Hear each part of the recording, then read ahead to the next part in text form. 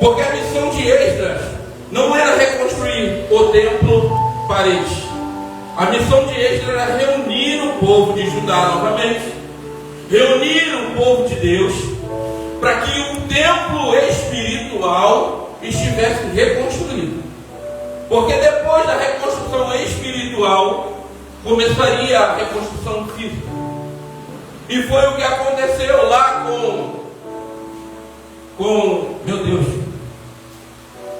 com Ageu, com Zorobabel, que foi o governante de Judá. E ele reconstruiu o templo. E Neemias, junto com outras famílias, reconstruiu os muros da cidade.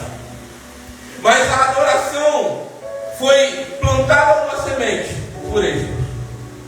E Deus, como não deixa o povo sozinho, Ele retornou o povo lá para o local onde era Jerusalém antigo. E ali começaram essa reconstrução toda. E o templo começou a ficar pronto. E o povo começou a chegar até Zorobabel e falar com ele o seguinte: olha, a glória da casa antiga era muito maior. A casa antiga tinha ouro. A casa de Deus antiga, ela tinha pedras preciosas. Ela era gigantesca. Era algo monumental. A gente lembra da história quando fala que Salomão, depois de construir tudo, subiu lá no altar do sacrifício e clamou a Deus. E Deus prometeu que os seus olhos e os seus ouvidos estariam atentos às orações daquele lugar. E não é mentira. E a palavra de Deus diz que o Espírito Santo de Deus desceu numa nuvem. A glória de Deus desceu numa nuvem densa e cobriu todo o local, e raios e trovões se ouviram e viram naquele lugar. E a presença de Deus encheu aquele lugar, e a presença e a glória de Deus desceu de uma forma que os sacerdotes não podiam ficar de pé, por causa do peso da glória. A glória, ela não é leve, porque para a gente é peso. E quem nos ajuda a segurar um pouco dessa glória é o Espírito que habita dentro de nós. Ele quem nos dá força e sustentação. Mas voltando aqui ao texto de Lucas 17. Então o povo estava lá, quando saíram para a cidade de Jerusalém. E lá na cidade de Jerusalém, eles estavam lá bem tranquilos.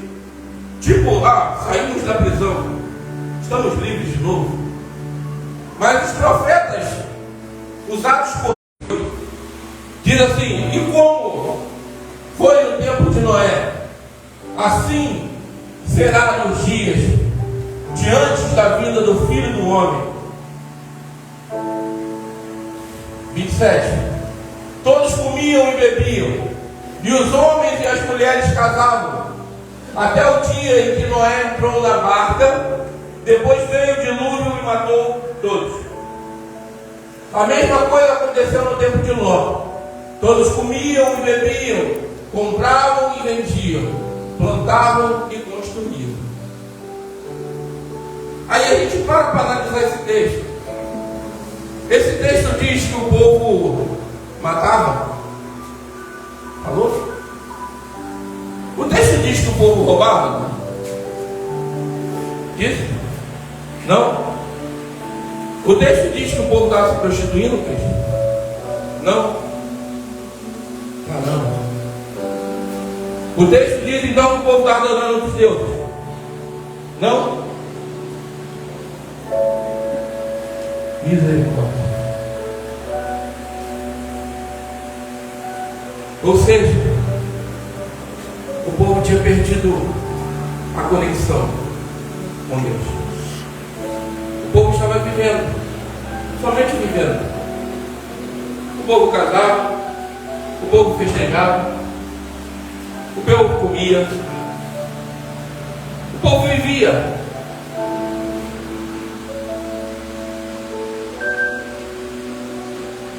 E nos dias de hoje, assim como Jesus disse, e nos dias de hoje estava como nos dias de Ló. Os dias de hoje estavam como nos dias de nós. Todo mundo preocupado com roupa, preocupado com casa, preocupado com casamento, preocupado por estar bem, preocupado com o alimento, mas não estavam preocupados com a conexão com o Espírito. Não estavam fazendo nada de errado aos nossos olhos, mas não tinham conexão com o Espírito. Aí Jesus usa uma parábola importante, lá onde tem a parábola das 100 ovelhas. A Bíblia fala que uma mulher, uma senhora, ela tinha algumas dracmas, e ela perdeu uma dracma dentro de casa. E a Bíblia fala que ela acendeu as lamparinas e começou a procurar até encontrar a dracma perdida. E quando ela encontra, ela festeja. Ora, quando encontrou, festejou. Bem parecido com o pastor quando trouxe a ovelha de volta e se alegrou. Bem parecido com o pai do filho pródigo, que quando recebeu seu filho, ofereceu bois, comida e festejou pela volta do filho. A diferença das ovelhas e do filho pródigo é que a dracma estava perdida dentro de casa. A dracma estava perdida dentro da igreja. Ovelhas perdidas dentro do templo. Pessoas que às vezes te abraçam, falam contigo, te dá a paz do Senhor, canta contigo, mas perdida dentro da casa do Pai. Pessoas que não sabem o que estão fazendo, ou pelo costume de estar aqui, precisam de reconexão com o Pai. E a reconexão não é dada através de realizações próprias. Nós cantamos também a respeito. A reconexão é feita através de oração, intimidade com o Espírito. Não tem outra forma de ter conexão com o Espírito a não ser com jejum e oração. Oração e jejum são coisas que caminham juntos, porque o nosso espírito precisa estar fortalecido para ter conexão com o Pai. E a Gil citou uma parte aqui, eu acho que ela leu o meu esposo, né? Que diz o seguinte: quando orares, fecha a tua porta e fala com Deus em segredo, porque é o Deus que te vê em secreto te recompensará. Ou seja, Deus ele não ouve suas palavras. Deus ele não olha a sua roupa. Ele não olha quando você está ajoelhado. Não. Isso aí é nosso. É nos render a Ele. Isso é uma forma de rendição. Mas o Pai que nos vê, ou seja, Ele olha o nosso profundo da alma. Ele olha juntas e medulas e enxerga o que você precisa. Enxerga o que você quer falar. E a palavra diz que quando os nossos movimentos não refletem isso, o Espírito que habita dentro de nós fala com o Pai através de gemidos inexprimíveis. Você não consegue conter a intimidade com o Pai. Olha, eu não consigo ajoelhar e ficar orando ajoelha. Se entregue a Ele. Quem nunca teve um momento de adoração, aquele momento que você para sem falar uma palavra e de repente você começa a sentir a presença dele, você começa a sentir o mover dele sem uma palavra sair de você. Por quê? Porque você está entregando a sua vida a Ele. Não precisa de palavra, não precisa de fala bonita, só precisa de um coração quebrantado. E ao coração quebrantado, o Senhor não rejeitará. O povo comia e bebia. O povo estava preocupado com tudo, menos com a adoração. E ficavam se questionando por que a gente sofreu lá no exílio. Por que esse templo é menor do que o templo de Salomão? Deus não vai querer habitar neste lugar. Mas diz a palavra de Deus que foi necessário levantar um homem para erguer o templo. Ageu 1, 5 a 7. Foi necessário levantar alguém para poder reerguer o lugar da adoração.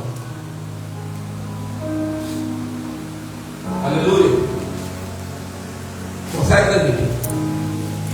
Consegue? Ótimo. Pensem bem no que tem acontecido com vocês. Vocês semearam muitas sementes, mas colheram pouco. Vou para cá, não atrapalhar. Tem comida, mas não é suficiente para matar a fome. Tem vinho, mas não dá para ficarem bêbados. Tem roupas, porém elas não chegam para os proteger do frio. E o salário que o trabalhador recebe não dá para viver. Por isso, o Senhor Todo-Poderoso diz: pensem bem no que tem acontecido com vocês. O que Deus estava falando para o povo é que eles estavam trabalhando, estavam se dando em casamento, estavam querendo as melhores coisas, mas esqueciam de Deus. E aquilo que era para ser multiplicado a 30, a 60, a 100 por 1, estava sendo subtraído, estava sendo tirado do povo. Assim como em Malaquias fala: ora, fazei prova de mim, se eu não abrir as portas do céu. E repreenderei, assim como diz lá em Isaías,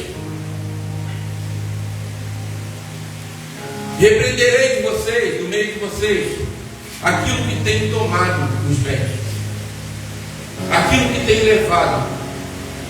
Assim como Joel fala: e repreenderei a lagarta, o pulgão, o devorador, o gafanhoto.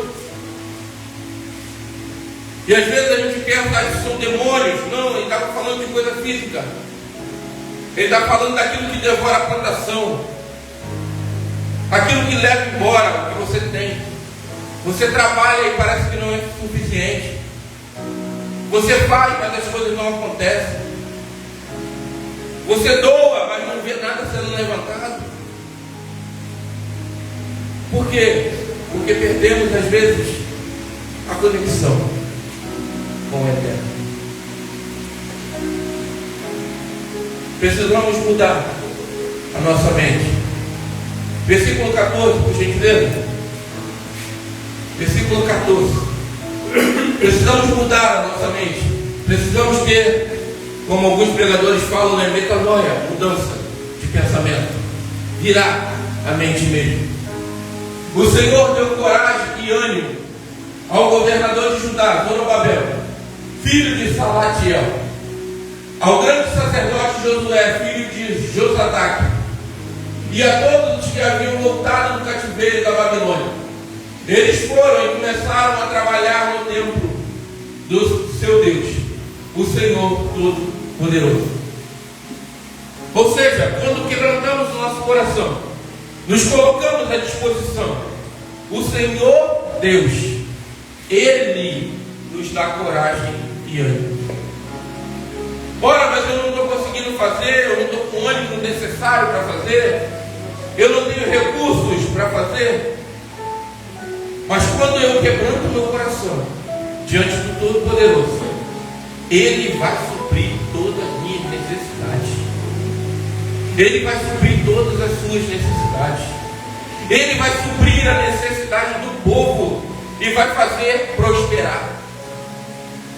Porque Ele é fiel para cumprir aquilo que Ele fala. Aleluia. Por que eu falo da gente mudar a mente? Porque às vezes achamos que a adoração, achamos que o louvor depende do ministério de louvor, para poder chegar aqui, cantar e levar toda a igreja a adorar. Não. Adoração é algo íntimo nosso. Adoração é conexão com o Pai. Adoração não depende de música. Adoração não depende de fala. Adoração só depende de gestos.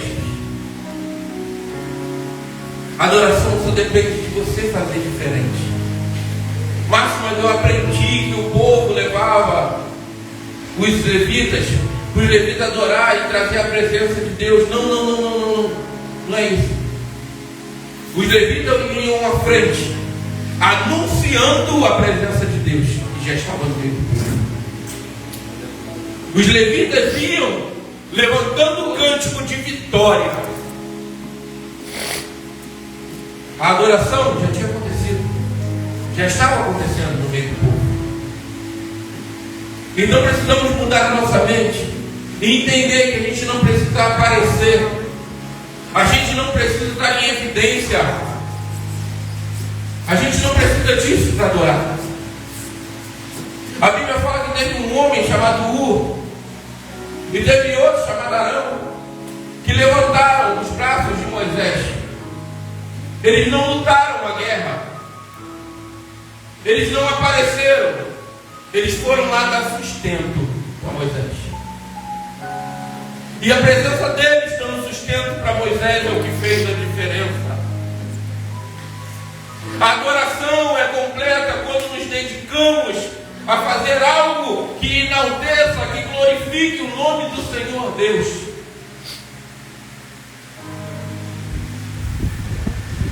Quando eu falo que precisamos de mudança de mente, quantos de vocês ouviram ou já falaram dessa forma? Até eu também ouvimos e falamos: olha, vai ter o nascer do sol, vai ter o pôr do sol, o sol vai se pôr, o sol vai nascer.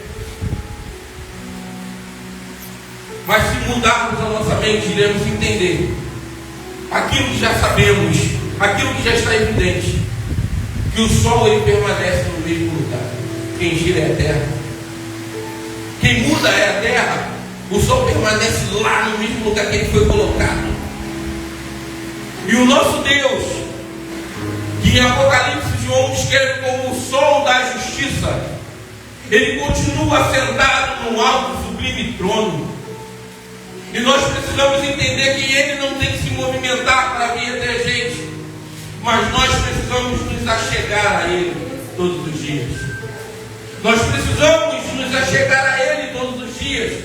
Mas como isso? Comece com 1 minuto de oração. Comece com 1 minuto de intimidade. E esse 1 minuto, assim como aconteceu com Ezequiel, você vai tacar água no calcanhar. Daqui a pouco a água vai chegar no joelho, daqui a pouco na cintura, daqui a pouco você não se segura mais. Porque a intimidade já tomou conta do teu ser. E a palavra de Deus diz que aquele que experimentou o Santo dos Santos não pode viver fora. Depois que você chegar ao trono da graça, você não vai querer viver de forma diferente. Aleluia. Ageu 2, 5 a 9. Oh meu Deus, a hora que não ajuda. Ageu 2, 5 a 9. Conforme a aliança que fiz com o meu povo quando o tirei do Egito, o meu Espírito sempre está com vocês. Portanto, não fiquem com medo, pois é isto o que eu, o Senhor Todo-Poderoso, digo: daqui a pouco farei com que tremam o céu e a terra, o mar e a terra firme. Vou fazer com que tremam todas as nações e as suas filhas, e assim encherei o meu templo de beleza. Toda a prata e todo o ouro do mundo são meus. Então o novo templo será ainda mais belo do que o primeiro, e dali eu darei prosperidade e paz ao meu povo. Eu, o Senhor Todo-Poderoso, falei.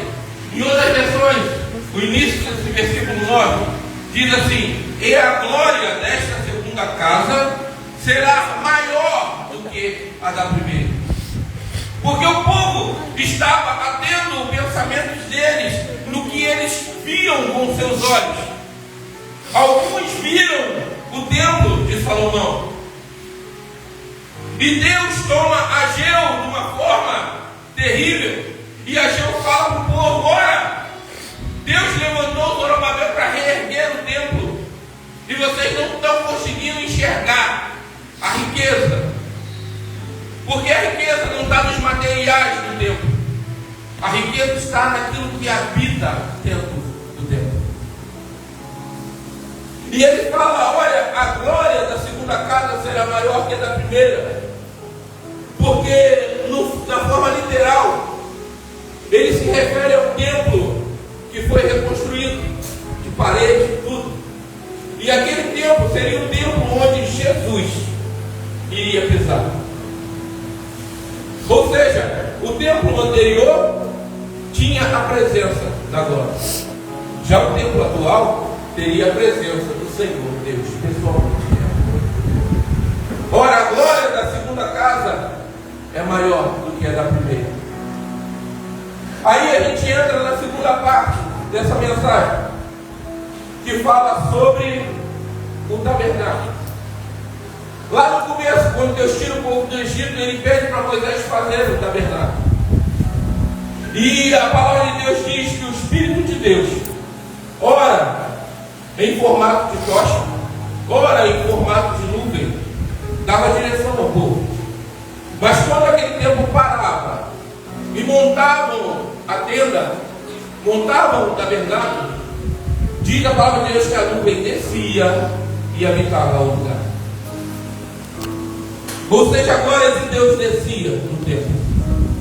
A glória de Deus habitava aquele lugar. E quando nós lemos a Bíblia no sentido literal, nós vemos o templo de Salomão e o templo reconstruído por Zorobabel, que posteriormente foi terminado, concluído pelos Macabeus, mas isso aí é uma outra história. Mas é aquele templo em que Jesus entrou. Se olharmos com olhos carnais, mas quando olhamos com nossos olhos espirituais, entendemos de que templo Jesus está falando. Entendemos de que templo Deus está falando através de Ageu. Ou seja, o velho homem teve glória, teve. Mas o novo homem, aquele que nasceu de novo, agora será muito maior do que o primeiro. Aquele que tomou a decisão de nascer de novo, não há de comparar a glória que será revelada nele. Não há de comparar. E o inimigo das nossas almas tenta nos distrair, bagunçar a nossa mente, para que possamos continuar casando, comprando, se alimentando, ajeitando as coisas, conversando, se abraçando, e a presença do Espírito esquecida. Precisamos retomar a essência da adoração. Aquela essência que começou no jardim de Noé, aquela essência que tinha na vida de Noé, aquela essência que tinha na vida de Abraão, a essência que existiu na vida de Davi, a essência que foi pedida ao povo, que o povo não conseguiu entregar a Deus no deserto, mas era a essência que habitava em Moisés, a essência que habitava em Caleb, a essência que habitava em Josué. É essa essência que Deus está nos chamando para viver.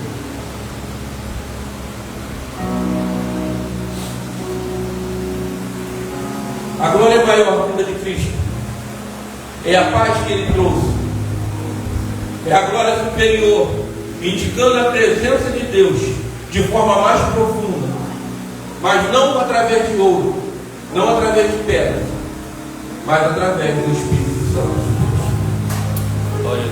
A glória maior não é o templo, a glória maior é o que habita dentro de você.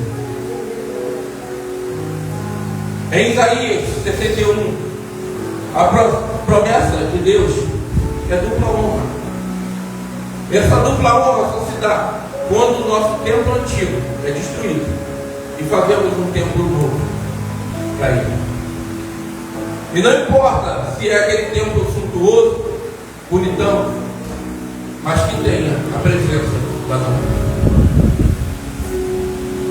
1 Coríntios 3, 16 a 19. 1 Coríntios 3, 16 a 19. Aleluia. Essa palavra é tremenda porque agora estamos entrando na parte do templo, a parte do tabernáculo. E essa parte a gente vai falar com mais tempo, para que fique melhor compreendido nas nossas mentes no domingo. Então não perca, domingo de manhã. Convide alguém também para poder ouvir. Eu sei que hoje estava chovendo, estava difícil, né? Mas você que está aqui hoje, você não está aqui por acaso. Deus tem visto algo diferente na tua vida. Você que está vendo a filmagem também, eu tenho uma novidade para você. Você não está vendo por acaso. Deus quer reconstruir a aliança com os que se perderam. Deus quer construir algo novo em você. Deus não quer mais que você fique apenas se dando em casamento, comprando, vivendo. Mas Ele quer que você construa algo sólido, riquezas para a eternidade. 1 Coríntios 3, 16 a 19, diz assim a palavra de Deus: certamente vocês sabem que são templo de Deus e que o Espírito de Deus vive em vocês. Assim, se alguém destruir o templo de Deus, Deus destruirá essa pessoa, pois o templo de Deus é santo e vocês são o seu templo. Que ninguém engane a si mesmo. Se algum de vocês pensa que é sábio conforme a sabedoria humana, então precisa se tornar louco para ser de fato sábio. Pois aquilo que este mundo acha que é sabedoria, Deus acha que é loucura. Como dizem as Escrituras Sagradas, Deus pega os sábios nas suas espertezas. O que a palavra de Deus está querendo nos dizer é que quanto mais sabemos, menos entendemos de Deus. Quanto mais achamos lógica no que Deus faz, menos vivemos o sobrenatural. Quanto mais achamos que entendemos como é a vida cristã e que não precisamos mais de redenção, não precisamos mais de arrependimento, é aí que nos tornamos como loucos. E a palavra de Deus completa com Jesus, que diz assim: ei, louco, esta noite pedirão a sua alma. O que você tem preparado? Para quem será? É uma reflexão terrível. Mas se a palavra de Deus não nos confronta, ela não serve. Não serve. Ora, mas Jesus confrontava. Eu me lembro perfeitamente da palavra de domingo do pastor, que os homens que estavam pescando e voltaram para a terra firme, e o confronto de Jesus com eles foi o seguinte: vocês tentaram, vocês fizeram tudo, volta para o mar. Ou seja, aquilo que é sabedoria para nós é loucura para Deus. E aquilo que para Deus é concreto, para nós muitas vezes é loucura. Nós não conseguimos entender. Mas eu convido você a manter o foco na presença de Deus. Se está difícil ajoelhar e orar, tente mais. Se está difícil se concentrar, escute a palavra de Deus, ouça hinos, louve, mas traga o teu momento íntimo de adoração com Deus. Não perca isso. Não viva de forma leviana. Assim como diz uma canção, o pastor até parou de falar isso, né? Daquele pastor, deixa a vida me levar, vida leva ele. Não. Entregue a sua vida na mão do Todo-Poderoso. Glória a Deus. Se apegue a Ele. Tenha certeza da sua salvação. Entregue a sua vida a Ele e arrebate o maior número de pessoas contigo. Fale do amor dEle. Fale da vida eterna. Fale da esperança da glória. Fale da presença de Deus que habita em você. Ou melhor, reflita a presença de Deus que está em você. Assim como Moisés, que você esteja com o teu rosto resplandecendo, chamando a atenção de todos. Até acabou. Falei muito. Aleluia. Mantenha a conexão com o Eterno. Mantenha a conexão com Cristo. E assim como diz a palavra dele, Ele é a videira verdadeira. E se estivermos conectados a Ele, daremos fruto.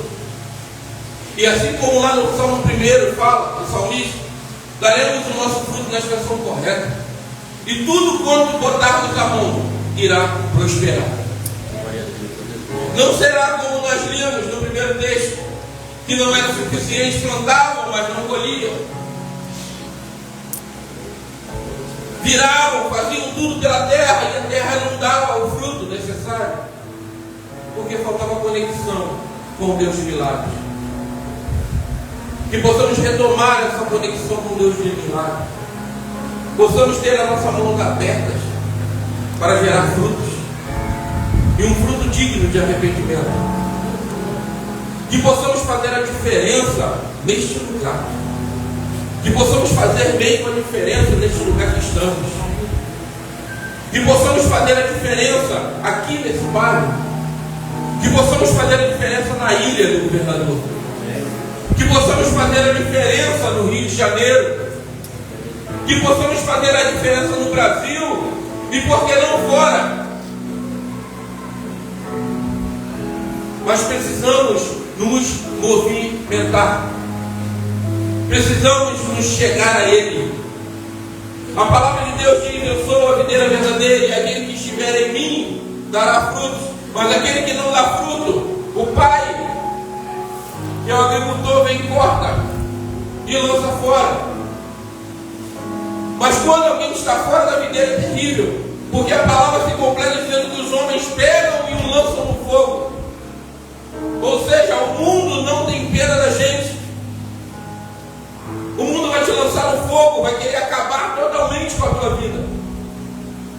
Mas assim como nós lemos em Jó, ainda que um galho esteja no chão, ainda que ali o seu tronco venha a morrer, ao cheiro das águas do Espírito tornará a viver, e se reconectará à videira, e dará seu fruto na estação correta. Mas eu preciso me conectar à videira, senão vou ficar passando prova, vou ficar passando por fogo o tempo inteiro na mão dos homens, porque me desconectei da videira. Retome a sua conexão com o Eterno, retome a sua conexão com Deus. Viva a plenitude do Evangelho, viva o Evangelho do Reino. João 17, 14 a 24. A presença de Deus faz com que nós sejamos esse novo templo. Faz com que sejamos esse templo onde a glória será muito maior do que o templo anterior. Coríntios, João 17. Aleluia. por aqui eu vou encerrar. Glória a Deus. João 17, versículo 14 a 24.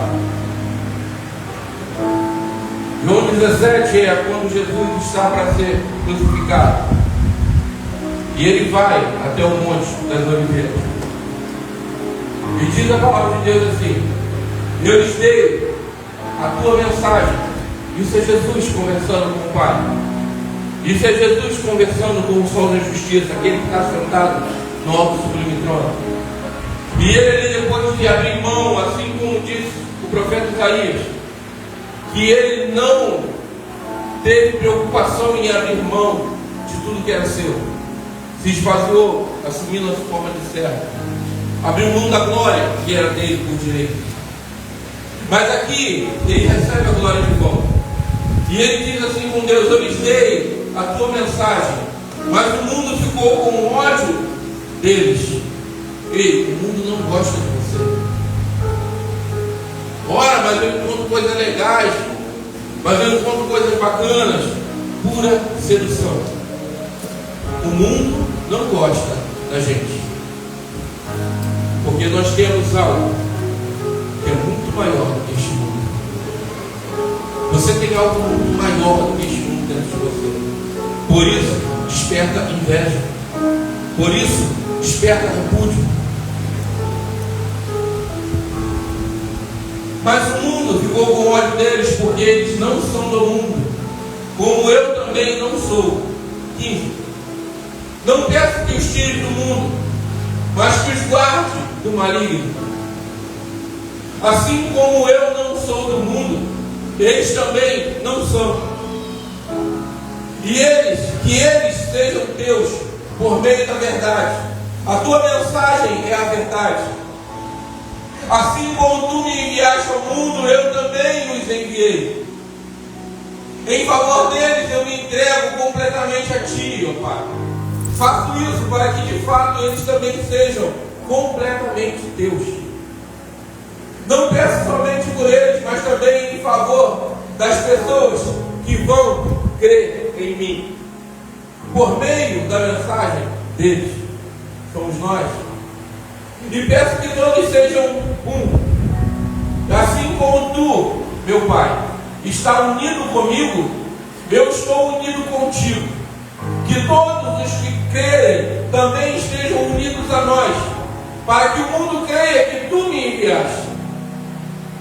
A natureza divina que tu me deste, eu reparti com eles, a fim de que possam ser um, assim como tu e eu somos um.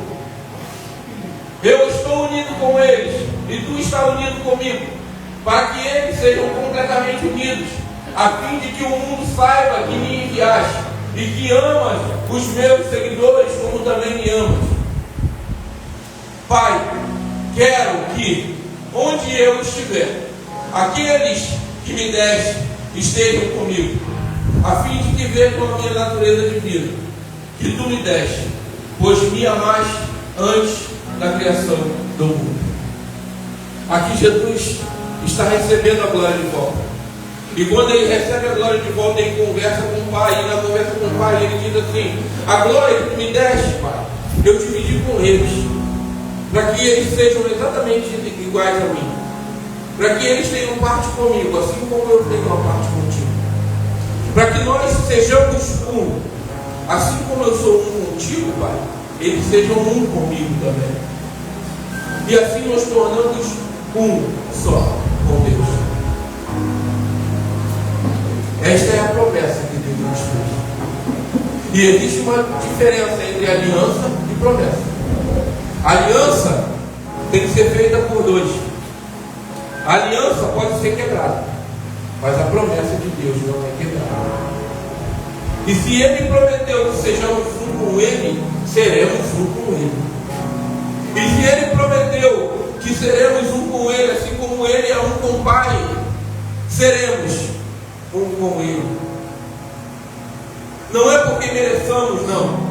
É porque Ele se entregou, morreu por nós, entregou a vida, entregou o sangue na cruz do Calvário, para que sejamos um com Ele. Tome posse dessa palavra, tome posse desse estado de um com Ele, tome posse do Espírito Santo que habita em você. Se aprofunde cada vez mais nesse Espírito, se aprofunde cada vez mais nessas águas, e entenda que a vontade dele para você, ela é boa, perfeita e agradável. E você verá os sonhos dele, que ele tem sonhado para a tua vida, que não são sonhos de morte, mas são sonhos de vida, e que vai experimentar, que você irá experimentar aquilo que de melhor ele tem preparado para a sua vida, porque esses são os sonhos de Deus para aqueles que o amam. Amém? Quem recebe essa palavra, dê um forte aplauso a Deus.